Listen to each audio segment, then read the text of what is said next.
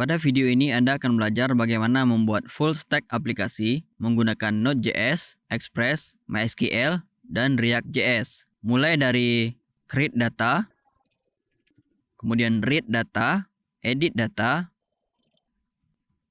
kemudian delete data. Mari kita mulai.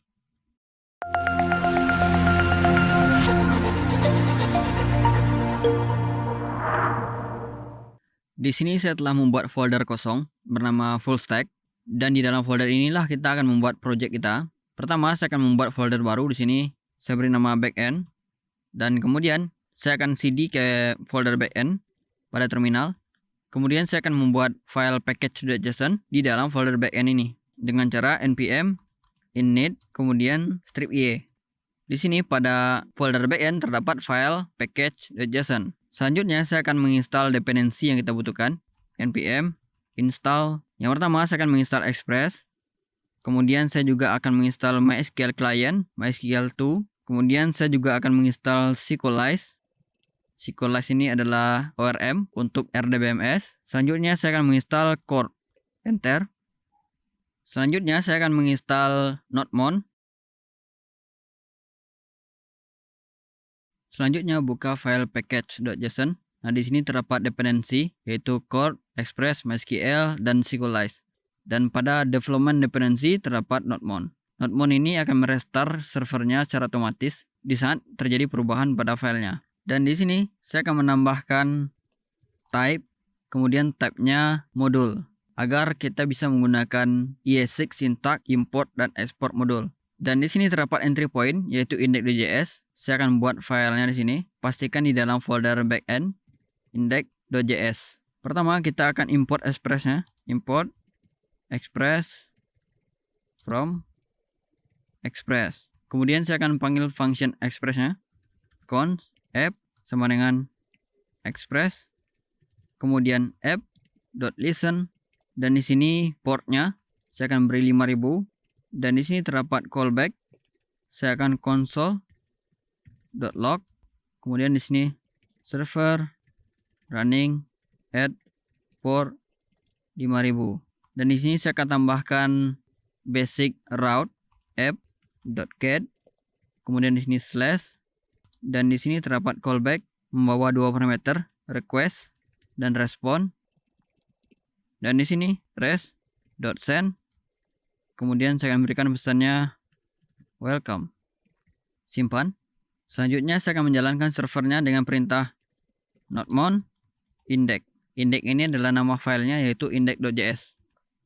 Nah, sekarang kembali ke browser dan kunjungi localhost port 5000. Nah, di sini terdapat pesan welcome. Itu artinya aplikasi kita berjalan dengan baik. Selanjutnya saya akan membuat database pada MySQL. Di sini saya akan menggunakan sum. Saya jalankan Apache dan MySQL-nya. Kemudian pergi ke browser dan kunjungi localhost/php/myadmin. Dan di sini saya akan membuat database baru. Dan di sini saya beri nama MERNDB create. Dan di sini saya akan pergi ke SQL pada database MERN. Kemudian saya akan pastikan di sini query, di mana query ini berfungsi untuk membuat sebuah tabel bernama product, di mana terdapat ID, title, price, created ad, dan updated ad. Klik go. Saya pergi ke tabel product. Nah, di sini terdapat field ID, title, price, created ad, dan updated ad. Kita bisa lihat strukturnya di sini, di mana primary key-nya ID dengan tipe integer, title, varchar, kemudian price, double, created ad, date, dan updated ad, date. Selanjutnya kita akan membuat koneksi antara aplikasi kita dengan database yang baru saja kita buat. Di sini saya akan membuat folder baru bernama config.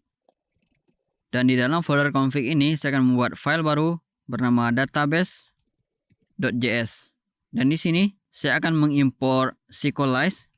Import, saya akan panggil langsung seperti ini fungsi SQLize-nya.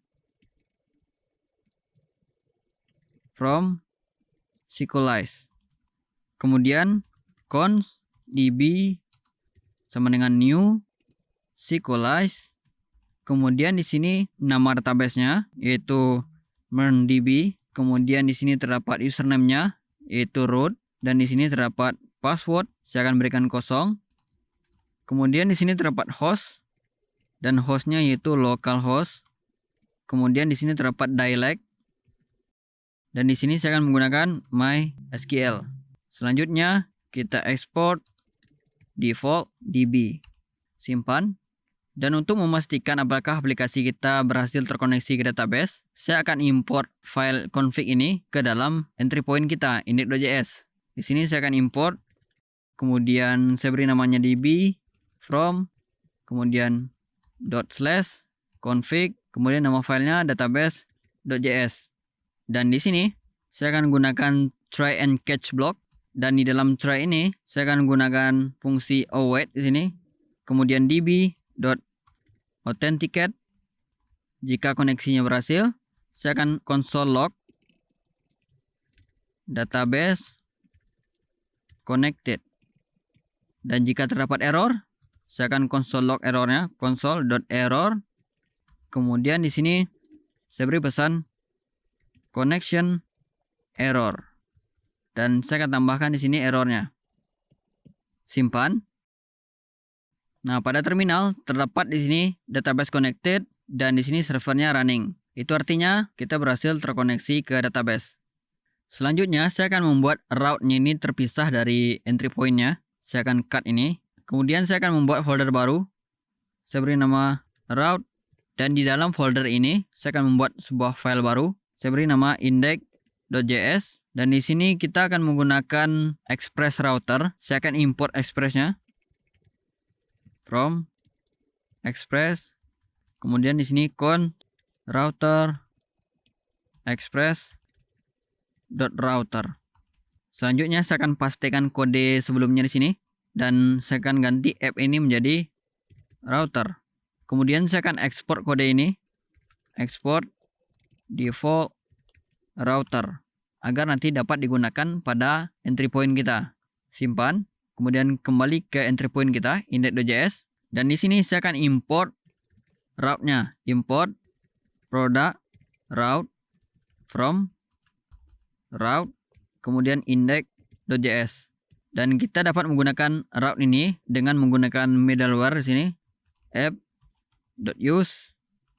Kemudian di sini product route. Simpan, kembali ke browser, dan pada localhost 5000 saya reload, maka kita masih mendapatkan pesan welcome seperti sebelumnya. Nah, kita juga bisa memprefix-nya seperti ini. Misalnya di sini saya akan tambahkan /product, kemudian koma di sini. Nah, maka route kita menjadi localhost port 5000/product. Simpan, kembali ke browser. Jika saya reload, maka sekarang saya mendapatkan pesan cannot get / karena route kita menjadi /product seperti ini. Nah, maka kita mendapatkan pesan welcome. Selanjutnya saya ingin memisahkan antara logic dengan route. Saya pergi ke route-nya, dan saya ingin memisahkan antara logic ini dari route-nya. Di sini saya membuat folder baru lagi, new folder. Kemudian di sini saya beri nama controller, dan disinilah kita menempatkan semua logiknya. Dan di dalam folder ini saya akan membuat file baru lagi. Di sini saya beri nama product.js, dan di sini saya akan membuat sebuah function const, misalnya di sini get all product. Kemudian saya akan pergi ke route-nya lagi, dan saya akan cut ini, cut, pergi ke controller product. Kemudian saya akan pastikan di sini. Simpan.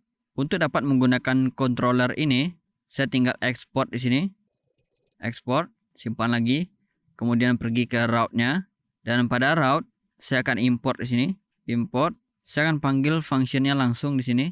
Get all product from controller product.js. Nah, di sini saya dapat menggunakan get all product ini di route-nya.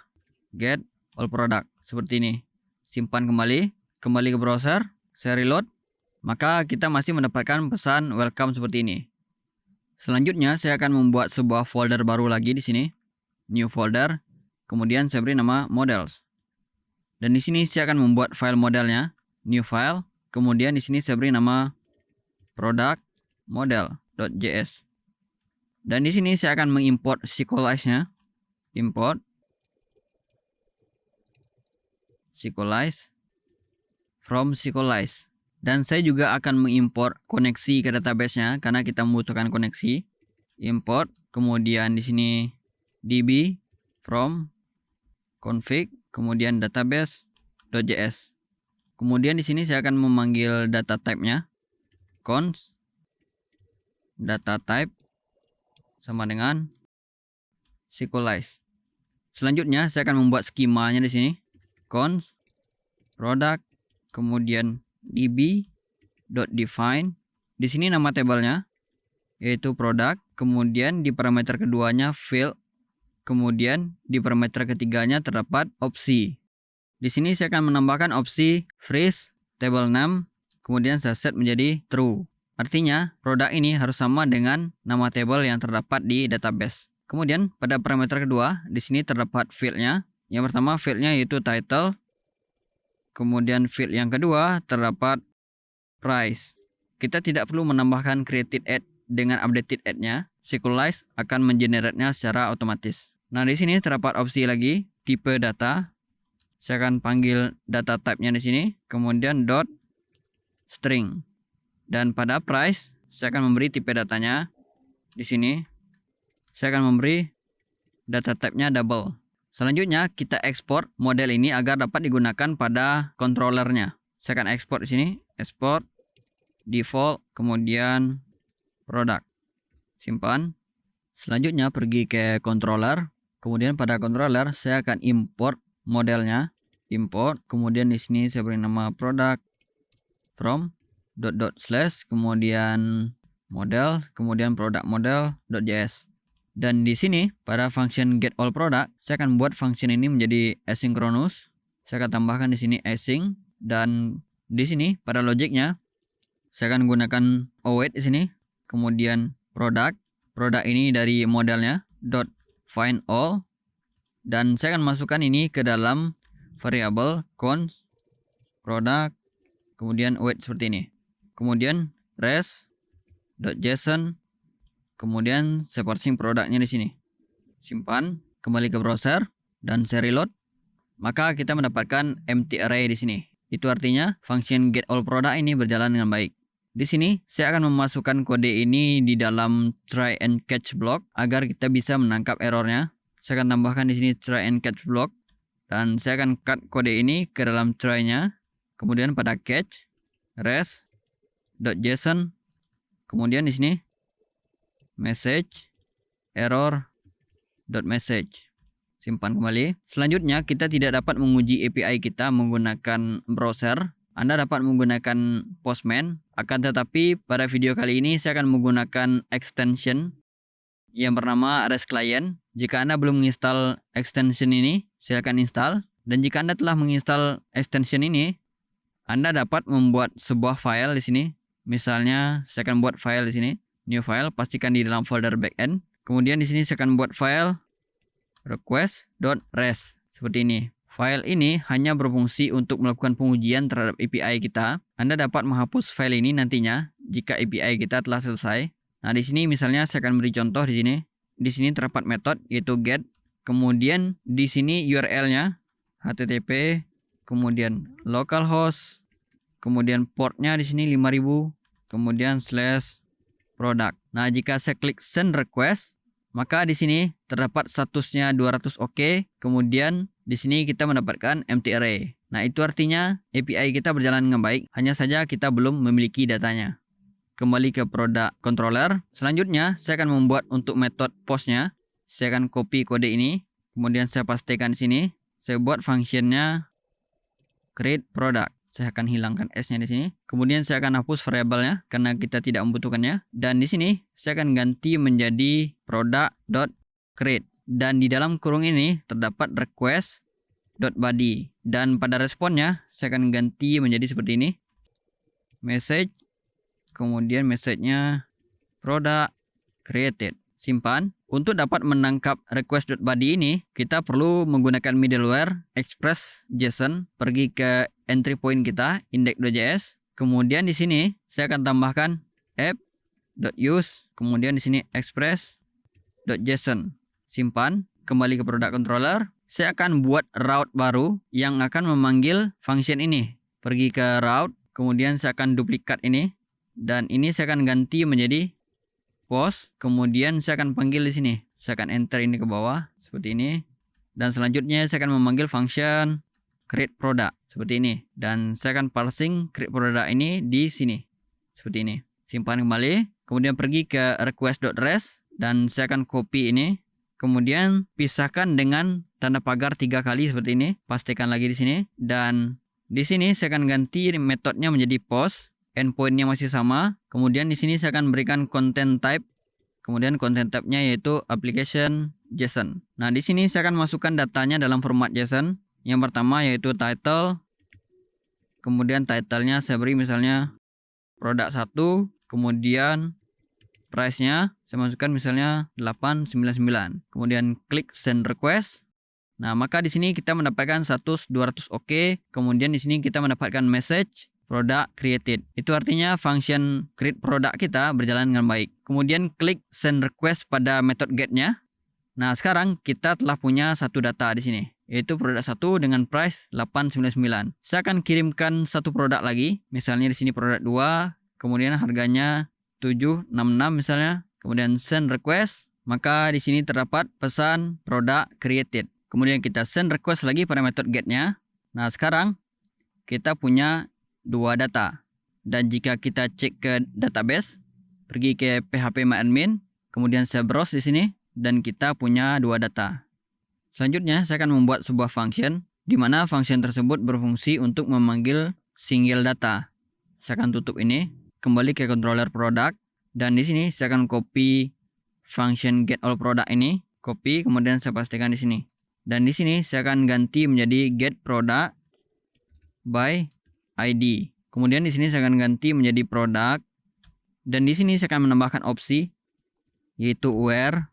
Kemudian di sini terdapat ID. ID ini field yang terdapat di database. Kemudian di sini request.params .id.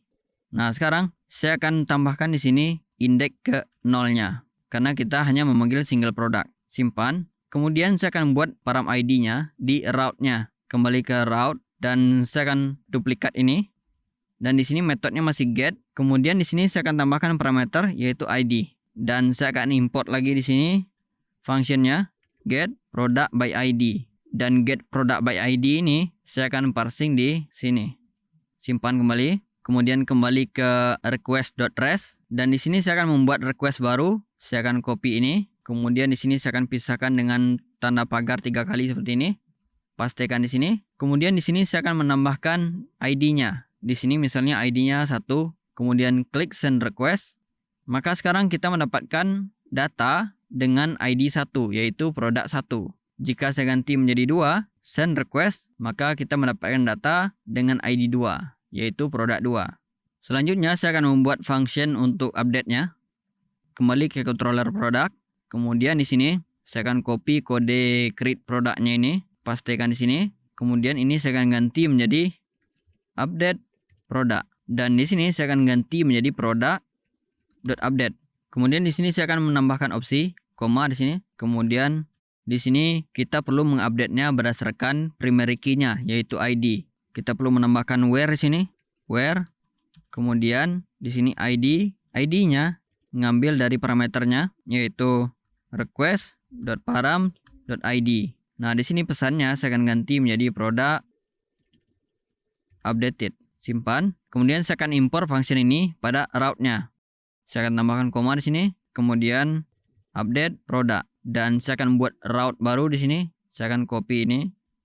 Kemudian di sini metodenya saya akan ganti menjadi patch. Dan kita perlu mengupdate-nya berdasarkan parameter ID-nya. Saya menambahkan ID di sini. Kemudian di sini saya akan parsing update produknya. Simpan. Kembali ke request.res. Dan saya akan menambahkan request baru di sini. Saya akan copy ini. Pisahkan dengan tanda pagar 3 kali. Kemudian di sini metodenya saya akan ganti menjadi patch. Dan di sini kita perlu menambahkan ID-nya. Misalnya di sini 1. Kemudian saya akan ganti title-nya menjadi product updated seperti ini. Kemudian price-nya saya akan ganti menjadi 123. Klik send request. Maka kita mendapatkan pesan di sini product updated. Nah, jika saya kirim request lagi ke produk dengan ID 1, send request, maka sekarang kita mendapatkan title-nya product updated dan price-nya 123. Artinya function update produk kita berjalan dengan baik. Selanjutnya saya akan membuat fungsi untuk delete produknya. Kembali ke product controller, kemudian saya akan copy function update ini, kemudian saya akan pastekan di sini. Dan saya akan ganti ini menjadi delete product, dan saya tinggal ganti ini menjadi product.destroy. ID-nya masih sama, kemudian pesannya saya akan ganti menjadi product deleted. Simpan, dan saya akan import function ini pada route-nya. Kembali ke route index.js, kemudian saya akan tambahkan di sini delete product. Kemudian saya akan tambahkan route baru, saya akan duplikat ini. Kemudian di sini metodenya saya akan ganti menjadi delete, dan di sini saya akan parsing delete produknya seperti ini. Simpan, kembali ke request.res, dan di sini saya akan membuat request baru. Saya akan copy ini, kemudian pisahkan dengan pagar 3 kali seperti ini, pastikan di sini, dan saya akan ganti ini menjadi delete. Dan saya ingin menghapus produk dengan ID 1 seperti ini. Send request. Di sini kita mendapatkan error. Kembali ke product.js, dan pada function delete product kita tidak membutuhkan di sini request.body. Saya akan hapus ini. Simpan kembali ke request.res, kemudian di sini send request. Dan di sini kita mendapatkan pesan product deleted. Artinya kita berhasil menghapus data produknya. Jika saya send request lagi ke all produknya, send request, maka di sini tidak terdapat data dengan ID 1. Kita hanya punya satu data di sini. Nah, itu artinya API kita berjalan dengan baik. Selanjutnya pergi ke entry point kita, index.js. Nah, di sini saya akan mengimport core-nya atau cross origin resource sharing agar nanti API kita dapat diakses di front end. Import core from core. Kemudian saya akan memanggil core ini di sini app.use, kemudian core seperti ini. Simpan, kembali ke request.res untuk memastikan tidak terdapat error terhadap perubahan yang kita lakukan. Klik send request, maka semuanya masih berjalan seperti sebelumnya. Nah, sampai di sini pembuatan backend telah selesai. Selanjutnya kita akan berfokus pada front end. Saya akan tutup semuanya. Nah, untuk front end, di sini saya akan menggunakan React.js. Jika Anda belum familiar dengan React.js, saya sarankan untuk nonton video saya sebelumnya tentang React. Linknya saya sertakan pada deskripsi. Pertama, saya akan split dulu terminalnya di sini. Saya akan membiarkan backend-nya berjalan di sini, sedangkan front end-nya di sini. Nah, sekarang saya berada di folder full stack, bukan di folder backend.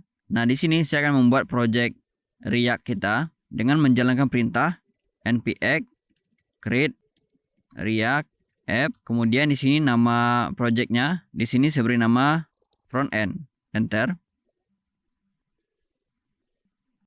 Jika instalasi selesai, seperti yang terlihat di sini terdapat dua folder, yaitu backend dan front end. Backend-nya adalah project yang kita buat sebelumnya, sedangkan di sini front end-nya adalah project baru yang kita buat menggunakan React. Seperti ini. Saya akan cd ke folder front end, cd front end. Sekarang saya akan menginstal beberapa dependensi yang kita butuhkan. npm install. Yang pertama saya akan menginstal React Router DOM. Kemudian saya juga akan menginstal Axios untuk memudahkan kita berkomunikasi dengan API. Kemudian saya juga akan menginstal Bulma untuk stylenya. Enter. Kemudian saya akan menjalankan project React kita menggunakan perintah npm start. Kemudian pergi ke browser. Nah, jika tampil tampilan seperti ini, itu artinya project React kita berjalan dengan baik. Kemudian pergi ke folder source, dan di sini saya akan melakukan sedikit cleanup. Saya akan menghapus file app.css ini. Kemudian saya juga akan menghapus file apptest.css.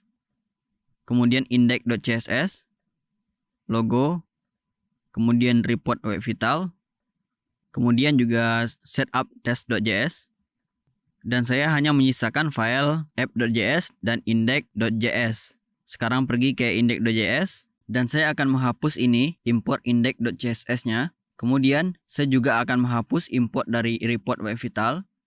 Kemudian saya juga akan menghapus report web vitalnya di sini. Simpan. Selanjutnya pergi ke app.js. Dan di sini saya akan menghapus importnya logo dan app.css karena kita tidak membutuhkannya. Dan di sini saya juga akan menghapus headernya. Saya hanya menyisakan satu div di sini. Kemudian di sini saya akan menambahkan tag H2. Kemudian di sini saya akan memasukkan teks welcome seperti ini. Simpan kembali ke browser, saya reload. Maka sekarang kita mendapatkan pesan welcome seperti ini. Selanjutnya saya akan mengimport bulma.css ke dalam file index.js ini. Pergi ke index.js. Kemudian di sini saya akan import, kemudian bulma, kemudian css, kemudian bulma.css. Jika Anda belum familiar dengan Bulma, silakan pergi ke situs resminya yaitu bulma.io dan Anda dapat mempelajari Bulma pada dokumentasinya. Selanjutnya, saya menyarankan Anda untuk menginstal beberapa ekstensi. Di sini saya telah menginstal ekstensi untuk React yaitu ES7, React, Redux, GraphQL, React Native Snippet. Jika Anda belum menginstal ekstensi ini, silakan install. Ekstensi ini akan mempermudah Anda jika Anda bermain dengan React. Kemudian saya juga menyarankan Anda untuk menginstal Bulma Snippet jika Anda bermain dengan Bulma CSS. Kembali ke project kita dan buka app.js. Dan di sini saya akan menambahkan kelas di sini, class name, kemudian container. Kemudian di dalam container ini saya akan memasukkan di sini kolom dan saya akan memasukkan kolom have center. Ini adalah snippet dari Bulma dan saya akan cut kode ini ke dalam sini. Simpan kembali ke browser, saya reload. Maka sekarang saya mendapatkan teks yang berada di tengah seperti ini. Selanjutnya saya akan membuat sebuah folder di sini di dalam folder source, new folder. Kemudian di sini saya beri nama komponen. Disinilah semua komponen kita akan ditempatkan. Dan di dalam folder komponen saya akan membuat sebuah file. Di sini saya beri nama product list.js. Nah, jika Anda telah menginstal ekstensi yang saya sarankan sebelumnya, Anda dapat mengetikkan perintah seperti ini.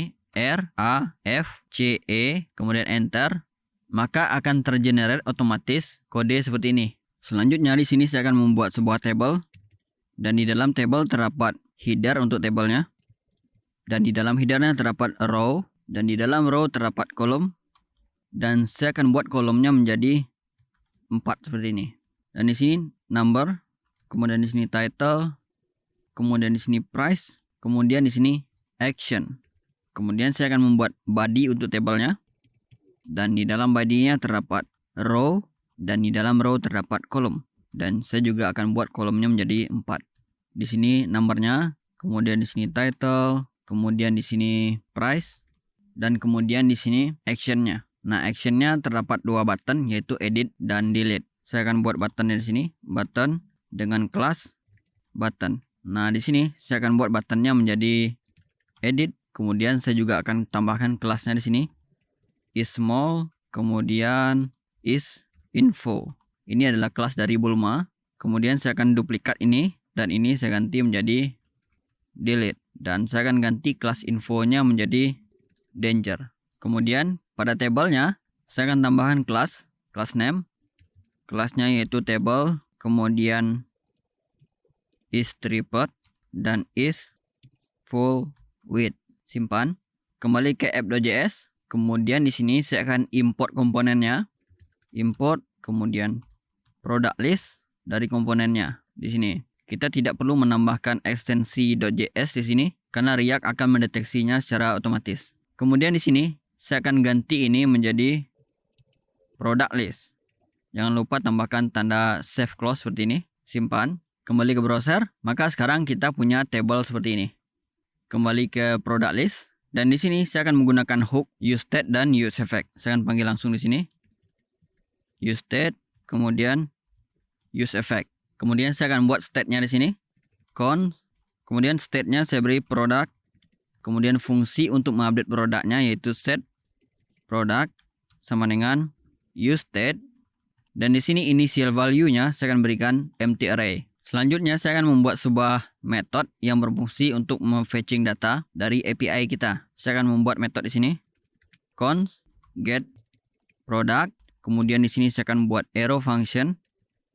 Dan di sini saya akan menggunakan asynchronous function dan saya juga akan menggunakan Axios untuk berkomunikasi dengan API kita. Saya akan import Axios-nya di sini.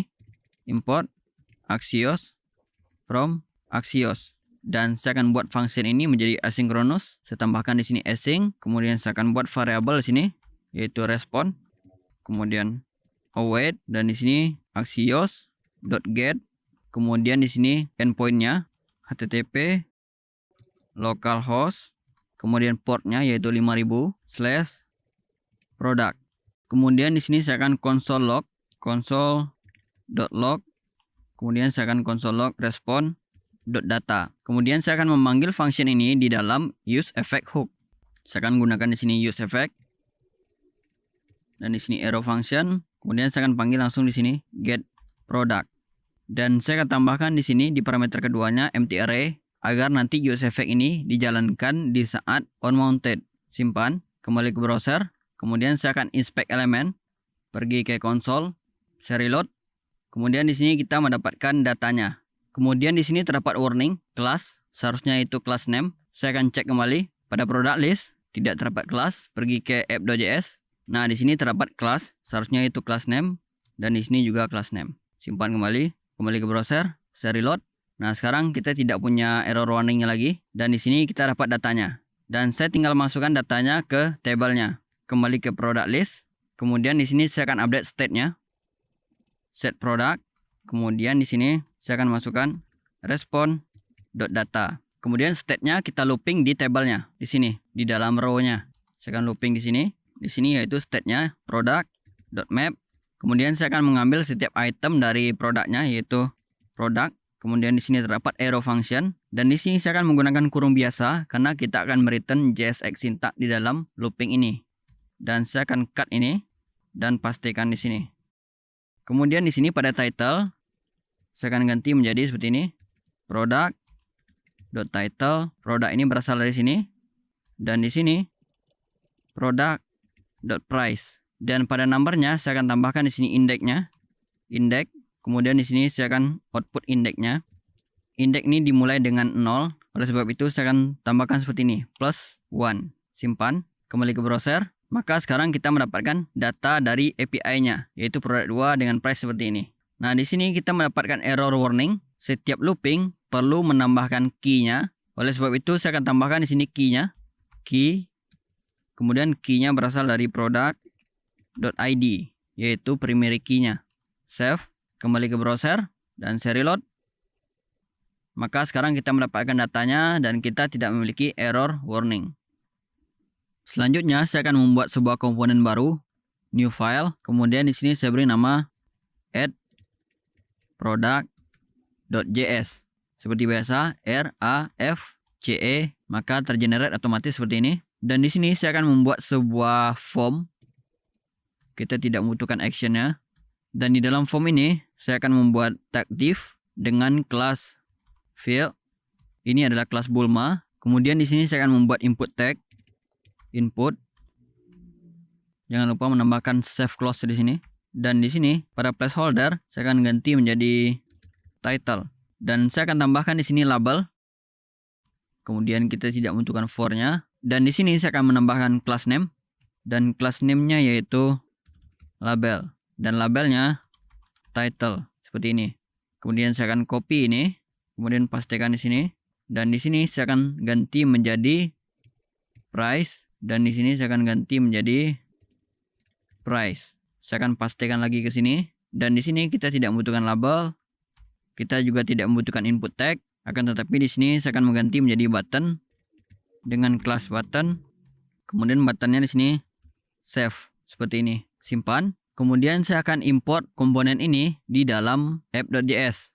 Import di sini, import, kemudian add product, dan saya akan gunakan add product-nya di dalam sini. Akan tetapi saya ingin komponen add product ini ditampilkan pada URL tertentu. Oleh sebab itu di sini saya akan menggunakan React Router DOM. Saya akan import di sini, import, kemudian from React Router DOM. Dan di sini saya akan panggil fungsinya. Yang pertama yaitu browser router. Kemudian saya akan berikan nama aliasnya yaitu router dengan R capital. Selanjutnya saya juga akan memanggil fungsi lainnya yaitu route. Kemudian juga saya akan memanggil switch. Dan di sini saya akan bungkus kode ini menggunakan tag router. Kemudian saya akan tutup routernya dan saya akan pastikan di sini. Kemudian di sini switch, dan di dalam switchnya terdapat route, dan di dalam route ini terdapat komponen yang akan di-render. Route ini memiliki atribut yaitu path. Di sini saya beri slash, itu artinya home, dan saya akan menambahkan di sini exact. Dan pada home saya akan merender komponen product list ini. Saya akan cut ini dan pastikan di sini. Dan saya akan buat route baru di sini, copy, kemudian saya pastikan di sini. Saya akan hilangkan exactnya. Exactnya hanya terdapat pada home. Dan di sini pada page-nya saya akan tambahkan di sini /add. Kemudian pada komponennya saya akan merender add product seperti ini. Simpan, kembali ke browser. Nah, sekarang jika saya reload, maka di sini terdapat product list-nya. Jika saya kunjungi /add, maka saya mendapatkan form seperti ini. Nah, saya akan berikan style untuk tombolnya. Kembali ke add product. Kemudian di sini saya akan berikan is primary. Simpan. Kembali ke browser. Nah, sekarang saya punya tombol seperti ini. Selanjutnya, pergi ke product list. Di sini di atas tabelnya, saya ingin menambahkan link di sini. Dan saya akan menggunakan link dari Ria Router DOM. Saya akan import di sini. Import. Kemudian di sini link from React Router DOM. Kemudian di sini saya akan menambahkan linknya, yaitu link, dan linknya saya beri label di sini add new. Dan di sini saya akan tambahkan kelasnya, class name, dan saya akan tambahkan di sini kelas Bulma, yaitu kelasnya button, dan di sini saya akan berikan is primary. Dan link ini memiliki atribut yaitu to. Kemudian di sini saya akan arahkan ke /add. Simpan, kembali ke browser. Saya akan kembalikan di sini ke home. Nah, di sini terdapat tombol add new. Di sini masih kurang rapi. Di sini saya akan tambahkan margin top. Saya akan tambahkan misalnya 2. Simpan, kembali ke browser. Nah, sekarang kita udah punya space di atas ini. Dan jika saya klik add new, maka akan diarahkan ke add product di sini. Selanjutnya pergi ke add product dan kita tinggal jalankan fungsi save ini. Dan di sini saya akan menggunakan useStateHook. Saya akan panggil useState-nya di sini. useState, dan di sini saya akan membuat state baru. Const. Yang pertama yaitu title. Kemudian set title. Kemudian useState, dan pada initial value-nya saya akan memasukkan di sini empty string. Kemudian saya akan duplikat ini, dan di sini price, kemudian di sini set price. Kemudian saya akan enter ini ke bawah karena kita menambahkan beberapa opsi di sini. Dan di sini saya akan menambahkan atribut yaitu value, dan value-nya saya akan masukkan di sini state-nya yaitu title. Dan kemudian saya juga akan menambahkan atribut onChange. Dan di sini saya akan memanggil event-nya. Kemudian di sini arrow function. Kemudian fungsi untuk mengupdate state-nya yaitu set title. Kemudian di sini event-nya. Kemudian .target. Kemudian .value. Kemudian saya akan copy ini dan saya akan pastikan di sini. Pertama saya akan enter dulu ke bawah. Dan saya akan pastikan di sini. State-nya saya akan ganti menjadi price. Kemudian di sini set price. Kemudian saya akan output state-nya agar kita bisa melihat perubahannya. Saya akan output di sini. Yang pertama saya akan output title-nya. Title, kemudian price. Simpan, kembali ke browser, saya reload. Nah, di sini jika saya ketikkan sesuatu misalnya produk 2 misalnya, nah maka di sini akan teroutput secara otomatis produk 2. Sementara jika saya masukkan price-nya, maka akan teroutput di sini. Nah, kita bisa mengambil value ini, kemudian kita submit ke backend kita. Saya akan hapus outputnya di sini. Kemudian di sini pada formnya, saya akan tambahkan di sini on submit.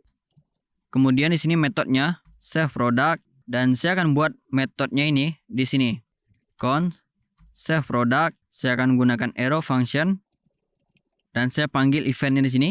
Kemudian di sini saya akan prevent default prevent default agar nanti ketika kita submit pack-nya tidak reload. Kemudian di sini saya akan menggunakan Axios. Saya akan import Axios-nya di sini. Import Axios from Axios. Dan saya akan buat function ini menjadi asynchronous. Saya akan tambahkan di sini async. Kemudian di sini await. axios.post. Kemudian di sini URL-nya yaitu http localhost, kemudian portnya yaitu 5000, kemudian /product. Dan di sini pada parameter keduanya yaitu data yang ingin kita submit, yaitu title, kemudian titlenya ngambil dari title, selanjutnya yaitu price dan ngambil dari price. Kemudian setelah disubmit, saya akan redirect ke home.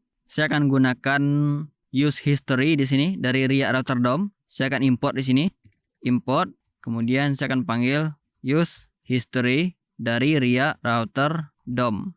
Kemudian saya akan buat variabel baru, const history, kemudian sama dengan use history seperti ini. Kemudian di sini history.push, kemudian saya akan push ke home seperti ini. Simpan, kembali ke browser dan saya reload.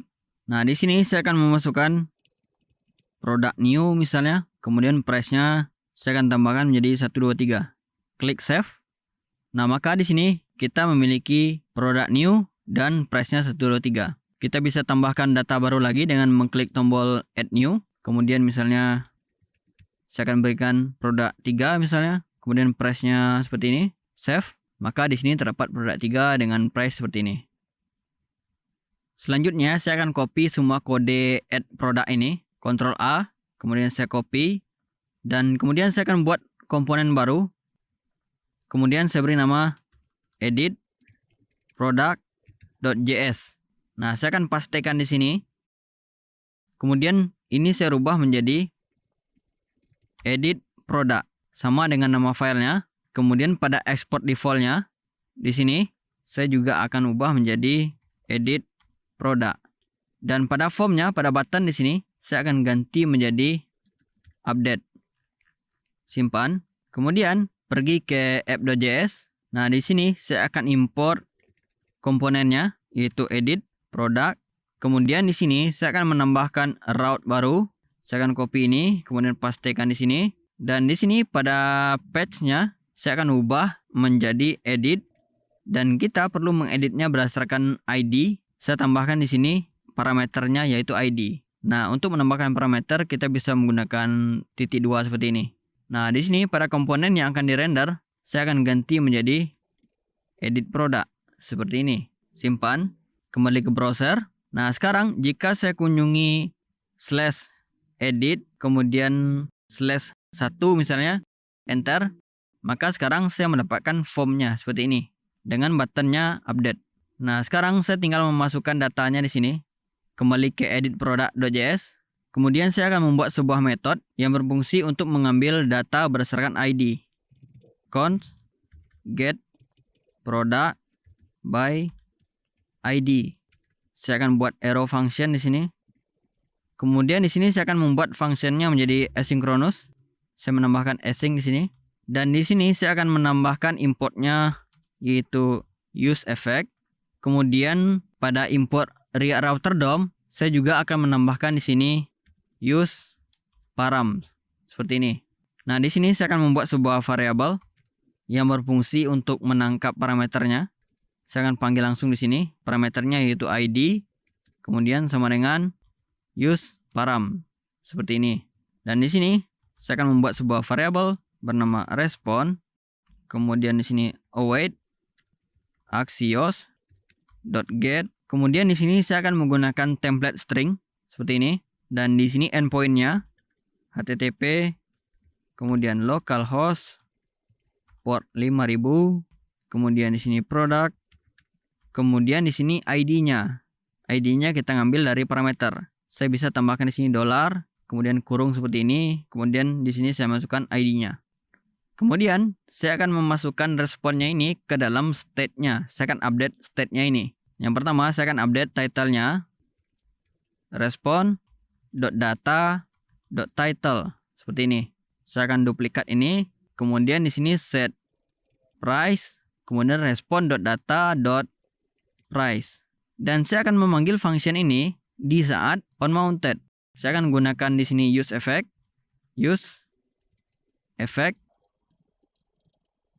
kemudian di sini arrow function, dan saya akan panggil functionnya di sini get product by ID. Kemudian saya akan tambahkan di sini di parameter keduanya empty array agar nanti function ini dijalankan pada saat on mounted. Save, kembali ke browser, kemudian saya reload. Nah, sekarang kita tidak punya ID-nya. Jika saya ganti menjadi 2 misalnya. Nah, sekarang kita mendapatkan ID 2. Kemudian saya akan kembali ke home. Nah, saya ingin ketika saya klik tombol edit ini, maka akan diarahkan ke form editnya. Kembali ke product list. Nah, di sini kita telah mengimport linknya dan kita bisa gunakan linknya di sini. Nah, misalnya di sini pada edit, saya akan ganti buttonnya menjadi link, kemudian tutupnya saya akan ganti menjadi link. Dan link ini memiliki atribut to. Kemudian di sini akan diarahkan ke edit / parameternya. Di sini saya akan menggunakan template string lagi / edit, kemudian di sini parameternya, di mana parameternya saya akan ngambil dari product.id seperti ini. Simpan, kembali ke browser, saya reload. Nah, jika saya klik misalnya di sini product 2, edit, maka akan diarahkan ke sini. Dan jika saya klik product new ini, edit, maka akan diarahkan ke sini. Nah, kemudian kita tinggal jalankan fungsi update-nya. Kembali ke edit product.js. Kemudian saya akan mengganti function ini, save product ini, menjadi update product seperti ini. Dan pada submit-nya saya akan ganti menjadi update product.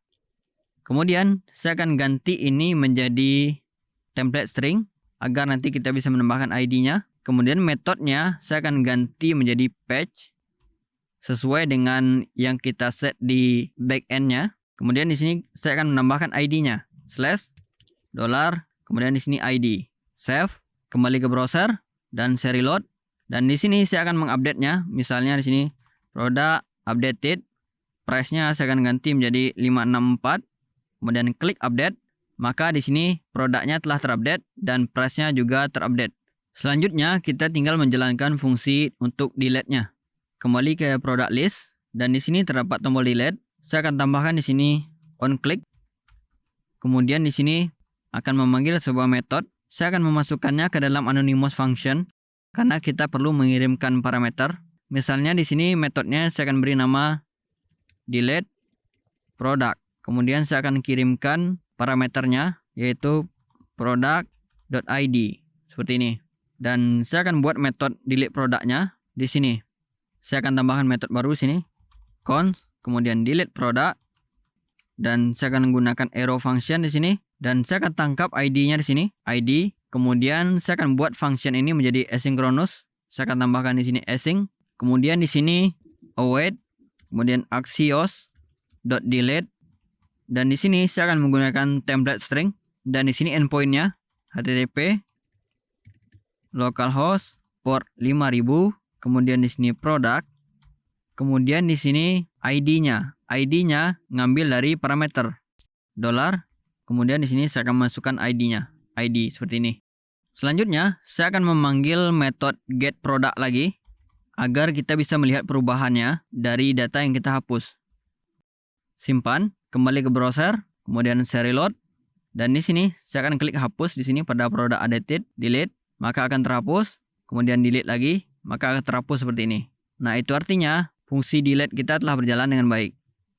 Nah, sekian tutorial tentang bagaimana membuat full stack aplikasi menggunakan Node.js, Express, dan MySQL, serta front end-nya menggunakan React.js.